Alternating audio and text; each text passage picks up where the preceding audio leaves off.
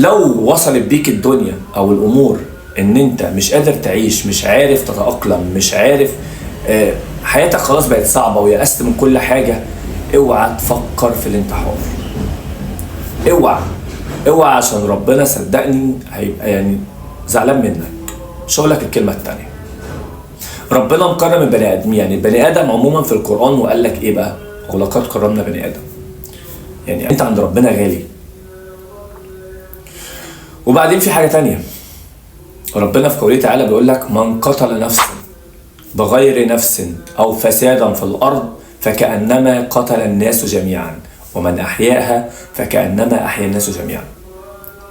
معنى الكلام ده إيه؟ معنى الكلام ده إن حضرتك لما بتزهق روح حد، يعني روح أي بني آدم كده، فجزاك عند ربنا كبير جدا، جهنم.